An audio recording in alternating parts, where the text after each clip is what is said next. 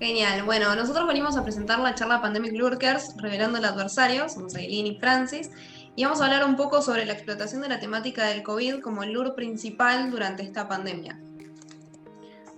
No se me pasó. Ahí está. Esta es la agenda que tenemos, vamos a hablar un poco de las estadísticas generales, de todos los números que fueron pasando, tanto como de la pandemia como de los ataques, porque están totalmente relacionados, de los ataques y de los atacantes, de las aplicaciones mobile y cómo fueron funcionando para bien y para mal, los distintos malwares que fueron atacando, y vamos a dar una pequeña conclusión con un par de recomendaciones. Bueno, para introducirnos un poco, mi nombre es Francis Gibernau, yo soy Cybersecurity Researcher en Deloitte Argentina. Mis tareas más o menos día a día son básicamente analizar, recolectar y documentar información sobre incidentes, campañas y operaciones llevadas adelante por adversarios, ya sean oportunistas o estafadores, o directamente amenazas avanzadas persistentes, que son los grupos que son una gran cantidad de miembros o directamente están nucleados abajo de un ala gubernamental secreta. Y más que nada con esta información lo que hacemos es desarrollar perfiles basados en las tácticas, técnicas y procedimientos de ellos para generar cualquier tipo de otro proyecto, ya sea reglas de detección, entender en un incident response quién te atacó o directamente atribuir ataques a otros adversarios. Mi nombre, es Aileen Castellucci, creo que ya lo dije. Yo soy Cybersecurity Researcher de un Red Team. Actualmente me encuentro trabajando en Banco Galicia, que es un banco muy grande de Argentina. Y mis tareas de todos los días son básicamente hacer un buen pentesting de todos los servicios que tiene el banco. Y en base a eso, realizar emulaciones de los distintos adversarios. Así que nuestro trabajo es más o menos complementario. Bueno, continúo. Bueno, para empezar a hablar un poco de COVID-19, la idea es más que nada hablar cómo la pandemia, ya sea biológica, se convirtió también en el método principal de infección utilizado por los atacantes y además porque se convirtió en la principal amenaza a la seguridad en toda la historia de la ciberseguridad. Por ejemplo, en este gráfico es directamente desde Microsoft. Cuando empezó a haber ya un poco más de sed de información, todos sabemos que el COVID más o menos se originó en diciembre de 2019. A partir de los primeros 2 meses del año empezaron a haber los primeros contagios, la gente se empezó a interesar un poco más sobre el tema del COVID-19, empezaron a buscar un poco más de información, y ya después, cuando la curva empieza a levantar, justo en la segunda semana de febrero, fue cuando se empezaron a documentar los primeros casos, más que nada en la parte de América, las primeras muertes también. Entonces hubo una necesidad de información sobre el público, que fue el método principal utilizado por los atacantes para básicamente entender cómo explotar esto para llevar adelante cualquier tipo de ataque, ya sea contra individuos para robarle tarjetas de crédito o información personal o credenciales de acceso para llevar adelante otros ataques, o directamente para llevar ataques adelante contra empresas muchísimo más grandes, bancos, financieras, cualquiera de estas cosas. Entonces, en este gráfico más de nada fue los ataques individuales tematizados con COVID registrados por Microsoft, que fue en la primera semana de marzo que llegó a su punto máximo. Fueron 5,5 millones de ataques tematizados solamente en una semana, o sea, casi 1 millón de ataques por día basados en el COVID. Esto fue directamente ataques totalmente al azar, o sea, directamente tiraban para cualquier lado y el que caía, caía. Más adelante igualmente empezaron a surgir otros gráficos, empezaron a haber otras fuentes, por ejemplo en este caso McAfee, en el cual empezaron a reportar los ataques de spear phishing. La diferencia entre spear phishing y phishing quiere decir que directamente es un mail que de vuelta es al azar, cae, quien hace clic, no importa, están básicamente desarrollados para que una persona cualquiera se interese y haga un clic, ya sea descargando un attachment malicioso, utilizando un link o un hipervínculo en una imagen. En este caso se vio que el pico, en vez de ser en marzo de los ataques completamente basados en ingeniería social, fue en mediados de abril, fue cuando los adversarios empezaron realmente a explotar la temática para atacar ya a empresas que necesitaban como objetivos. Y la mayoría de estos ataques directamente fueron realizados por, de vuelta, grupos altamente sofisticados frente a grupos, por ejemplo, que serían oportunistas o estafadores. En el sector de la salud se vio un costo promedio de remediación frente a cada ataque, frente a cada breach, de 7.13 millones. En cambio, en otras industrias, hacemos hincapié en esto de salud porque en otras industrias fue de 3.86 millones. Entonces estamos viendo que el enfoque principal fue justamente, utilizando este lure, el desarrollo de vacunas, hospitales, etc. En comparación con el mismo periodo del año anterior, hubo un incremento del 58% en los ataques reportados afectando al sector de salud. Por eso es tan importante hacer hincapié en esto. En el sector financiero tuvimos un incremento de entre 116% y 238%, lo cual es bastante complejo de explicar porque estos números salen de los distintos vendors. Cada vendor tiene distintos sesgos según los clientes que tiene y de dónde sacan sus propios números. Entonces es bastante debatible, pero claramente fue un incremento enorme en comparación con el mismo periodo del año anterior. Exactamente, estas dos industrias fueron más que nada las principales objetivas. Seguramente hay otros gráficos en los que explican más que nada que el público fue el principal afectado, directamente de la manufactura. Claro, el público fue el principal afectado, pero de vuelta, fueron ataques al azar la mayoría de ellos. No fueron muy objetivos y no fueron atacados directamente por el hecho de que ellos tuvieran información confidencial o directamente tuvieran credenciales de acceso para llevar adelante otros ataques. Sino que más que nada el sector financiero y el sector de salud fueron los más impactados porque eran básicamente los principales protagonistas de la pandemia.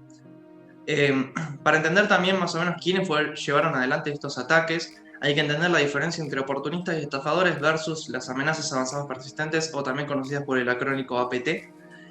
Los oportunistas y los estafadores más que nada son grupos de atacantes que son pocos o directamente una sola persona, mandan un email buscando, por ejemplo, tarjetas de crédito, números de tarjeta de crédito, códigos de seguridad, directamente se hacen pasar por otras personas para que les pagues. Entonces son realmente bajo nivel, son personas que no están altamente sofisticadas y son como directamente, son muy bajo nivel. Contra los APTs, que los APTs realmente son muy numerosos, realmente llevan adelante muchos ataques altamente sofisticados, usan vulnerabilidades, que ahora se va a explicar más o menos cuáles fueron las vulnerabilidades utilizadas. Y más que nada lo que buscan estos atacantes es llevarse una buena ganancia financiera, o directamente tratar de hacer disrupción, destruir un sistema, encriptar datos, robar información confidencial. Más que nada, bueno, uno de los principales tipos que se vio de todo esto fue la suplantación de identidad. Las suplantaciones de identidad fueron una temática que es ya esencial a través del mundo cyber. Es algo que se ve normalmente, gente se hace pasar por gobiernos, se hace pasar por organismos que están relacionados a la víctima. Pero en estos casos, por ejemplo, la suplantación de identidad se centró en tres principales sectores: agencias gubernamentales, por ejemplo, se vio que habían envíos de estímulos monetarios por parte del gobierno estadounidense, entonces se hacían pasar por este gobierno diciendo que tenían un estímulo que tenían que confirmar entrando a tal link, o directamente habían, por ejemplo, Ministerio de Salud diciendo informes diciendo, bueno, cómo hacer el distanciamiento de las personas, o directamente el Ministerio de Economía también diciendo estas cosas, o directamente multas por violar la cuarentena.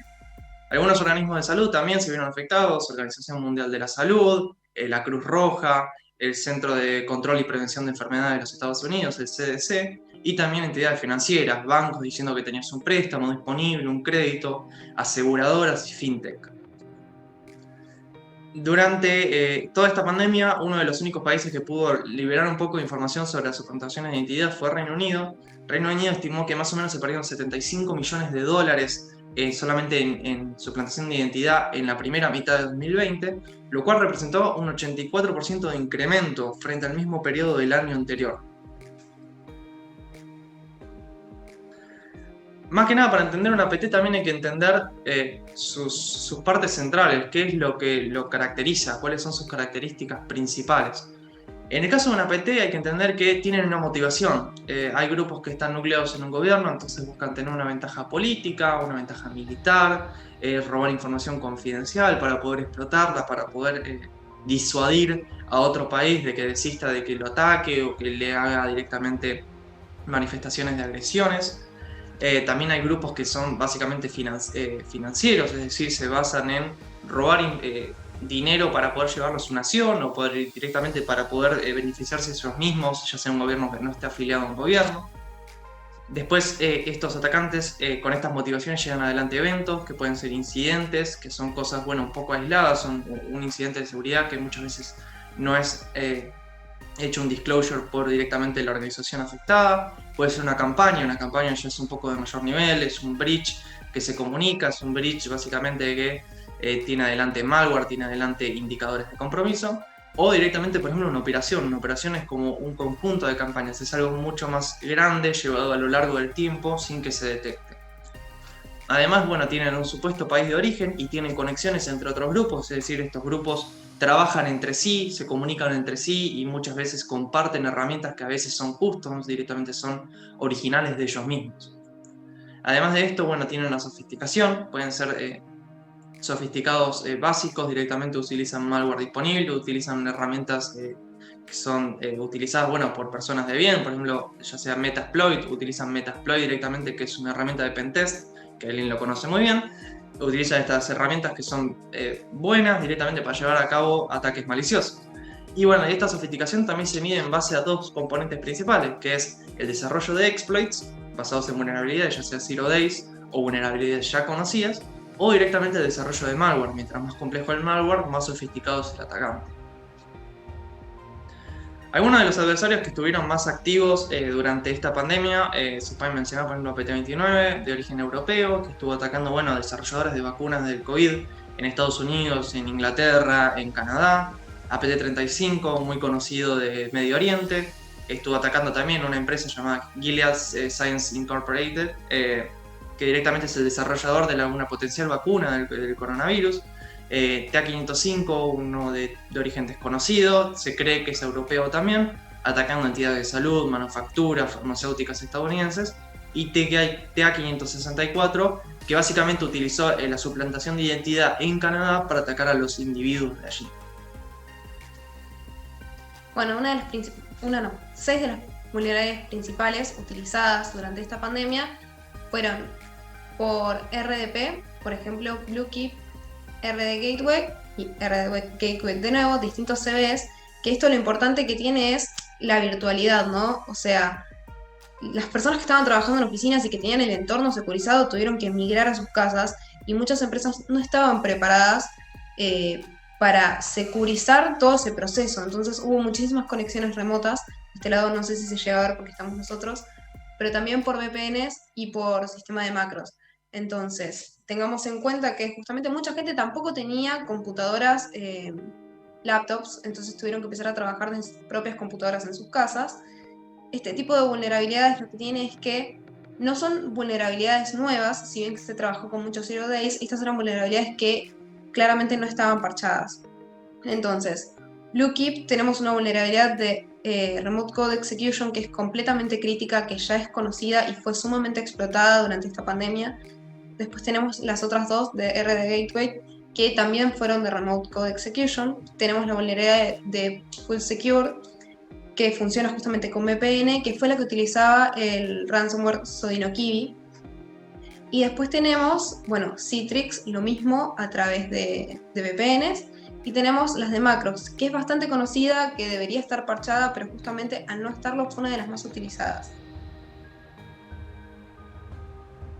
Acá podemos ver en los Patch Tuesday de Microsoft, estas fuentes justamente es de Microsoft, comparado los últimos 3 años, o sea, los últimos 2 años y el año corriente, cómo fue creciendo la cantidad de vulnerabilidades remediadas en comparación. Podemos ver que durante 2018 y 2019, a nivel semanal, se pueden cruzar un poco las líneas, es como un número dinámico, pero dentro de un rango relativamente chico, y en comparación durante el 2020 tenemos, por ejemplo, durante febrero, 99 vulnerabilidades parchadas solamente en el mes de febrero, y terminamos con, bueno, esto no nos llegamos a ver, ¿no? Pero con un número bastante alto, no recuerdo bien qué era, 129 vulnerabilidades parchadas en junio con este sistema de parches de los martes.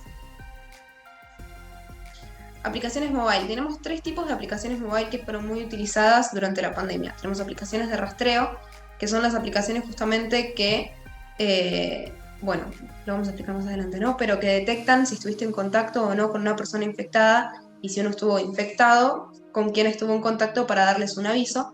Tenemos las aplicaciones de autodiagnóstico, que son bastante conocidas, donde uno va cargando sus síntomas y les va diciendo si tienen que comunicarse con un médico, si están potencialmente infectados, etc. Y las aplicaciones informativas, donde podemos ver distintos tips o justamente información que va apareciendo sobre el COVID, porque al ser una enfermedad bastante nueva, vamos buscando información y va apareciendo información todos los días. Estos tres tipos de aplicaciones a veces están combinadas, que eso lo vamos a ver más adelante, y es lo que fue dando lugar a, por ejemplo, las aplicaciones de rastreo oficiales están desarrollados por gobiernos o mediante contratos por terceros. Tenemos rastreo de contactos digitales por medio de GPS o por Bluetooth, o sea, pueden triangular dónde nos ubicamos o pueden avisar justamente por conexiones Bluetooth con quienes nos cruzamos en el camino.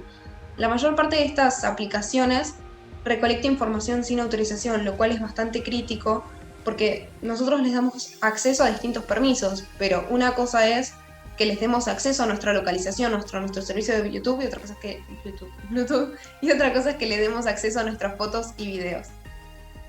Algunas de ellas fueron observadas siendo suplantadas y o abusadas por adversarios. ¿Por qué? Porque justamente al tener acceso a toda esta triangulación es bastante importante al momento de hacer ciberataques. Hay 56 países con estas aplicaciones oficiales, pero en total tenemos 77 aplicaciones de rastreo oficiales. ¿Por qué? Porque hay países como China, Canadá e India que tienen varias aplicaciones diferentes. De estas 77 aplicaciones, 33 presentan riesgos para el usuario. Los riesgos de las aplicaciones de rastreo tenemos un 43% con riesgos, o sea, 23 recolectan información sensible. 14 utilizan la localización de los usuarios, lo cual es bastante comprometedor. Después tenemos 15 aplicaciones que actualmente no presentan riesgos y tenemos 29 que por el momento no tenemos información. ¿Qué quiere decir? Que quizás el código no fue liberado o no fueron correctamente testeadas, por lo tanto no sabemos si tienen o no vulnerabilidades. Actualmente no tenemos información. Las aplicaciones de rastreo vulneradas, por otro lado, ya es un número bastante importante. Tenemos 2 aplicaciones vulneradas por atacantes que ya fueron reveladas, estamos hablando de un 14%. Tenemos sí un 70% que no han sido vulneradas o que todavía no sabemos si fueron o no vulneradas, no fueron reportadas como vulneradas, estamos hablando de aproximadamente un 62%, y tenemos 14 aplicaciones abusadas por autoridades, es decir, estos permisos que nosotros estamos dando están siendo utilizados de manera quizás incorrecta desde la visión del usuario. Bueno, hablando un poco de malware basado en mobile, directamente acá hay una comparativa que sale de Trend Micro. Comparando el primer cuatrimestre de 2020 con el último cuatrimestre de 2019, un aumento del 71% de detecciones de malware mobile. Directamente se convirtió en un vector totalmente de acceso por los atacantes. ¿Por qué? Porque de nuevo los individuos están fuera de una oficina, están fuera de un lugar directamente cerrado, están la mayoría trabajando en home office, un aumento exponencial de trabajadores directamente de home office. ¿Y qué se convirtió en algo crítico además de la computadora que ellos utilizan? El celular.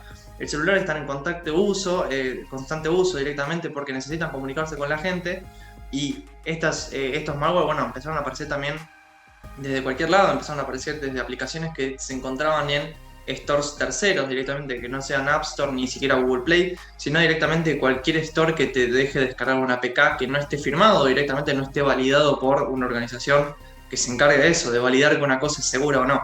Y además de todo esto, si comparamos el primer cuatrimestre de 2020 a 2019, hubo un incremento ya del 12% total.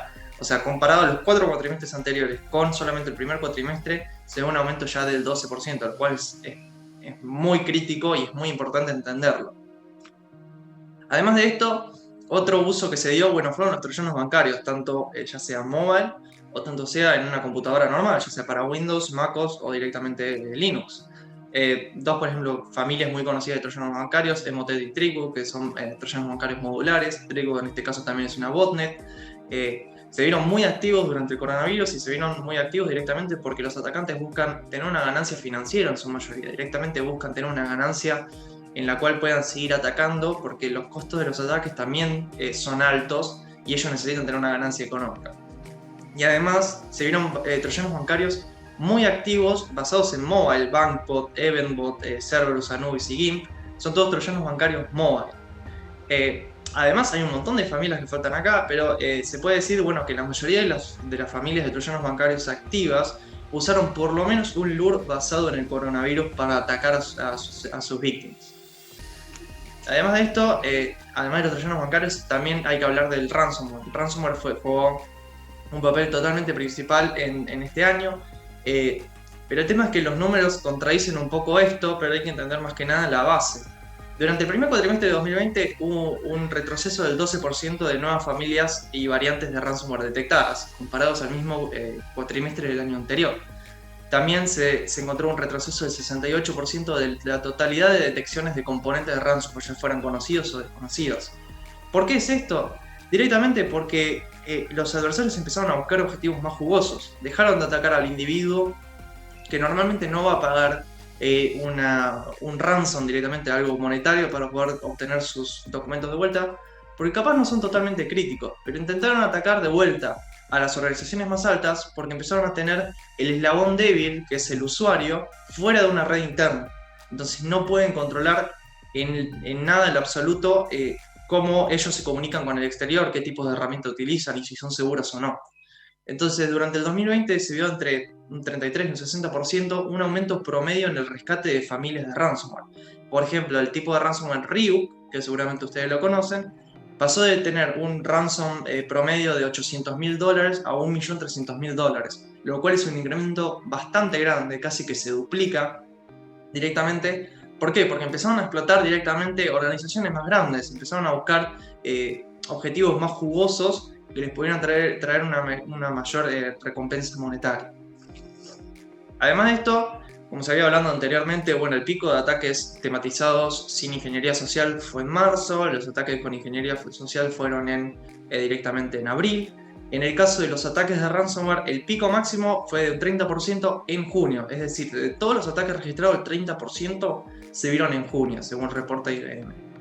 De nuevo, estos son los sesgos que tienen cada uno de los vendors. Seguramente la información que ellos publiquen, que otros publiquen, se va a ver totalmente diferente a lo que otros están publicando. ¿Por qué? Porque ellos tienen una visibilidad en base a sus clientes, en base a la región donde ellos tienen presencia, o directamente de lo que son capaces de detectar o que no.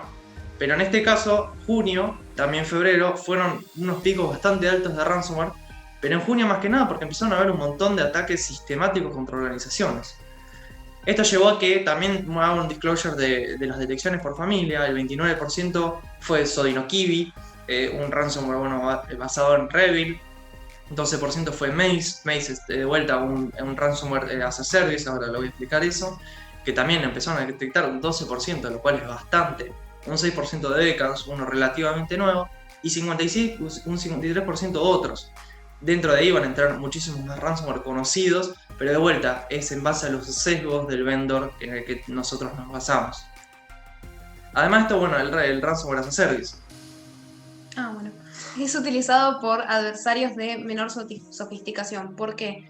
Porque es un ransomware que en realidad vos contratás el servicio y desarrollan la plataforma de ransomware para que justamente los adversarios más chicos no tengan que tener gente que desarrolla este tipo de malware y lo estén actualizando según cada campaña. Es de ejecución sumamente simple, es 2 clics y estás ejecutando malware. La plataforma es sumamente sencilla justamente porque hay un equipo atrás dedicado para esto, ese es el negocio, y tienen una gran capacidad de escalabilidad. Entonces esto les sirve mucho a los adversarios de menor sofisticación para ir a las grandes ligas de los ciberataques.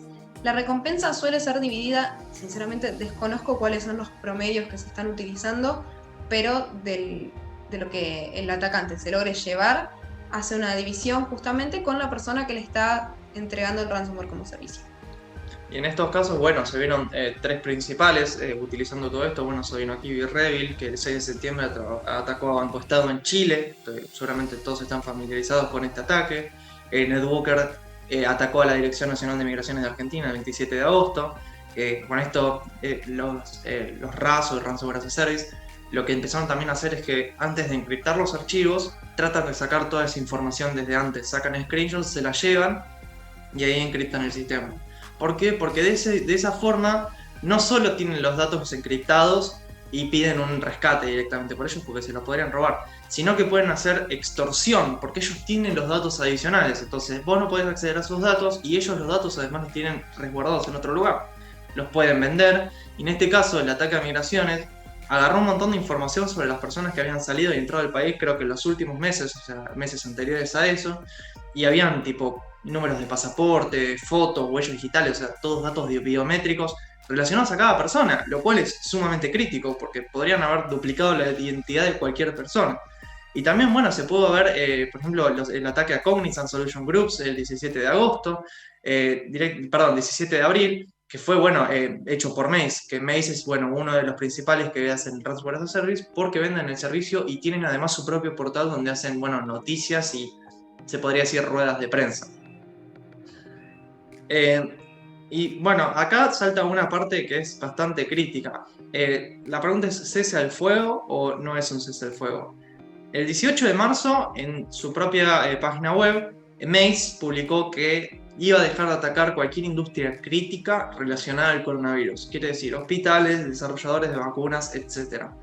Y todas aquellas personas y organizaciones que fueron impactadas por Maze Ransomware iban a liberarles las credenciales, las keys para desencriptar los archivos y para poder, y les demostrarían, bueno, de alguna forma cómo eliminan los archivos que ellos tienen resguardados de todo esto.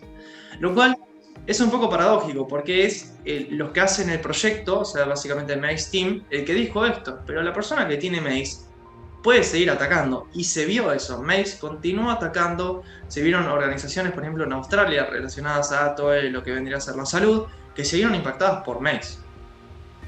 Además, según un investigador de Blipping Computer, hubieron en total 6 equipos que dijeron lo mismo. Bueno, uno fue Maze, y los otros, bueno, fueron Ryuk, Ako, Doppeltamer, Poundlocker y Sodino Kiwi. El tema es que igualmente se siguieron viendo ataques.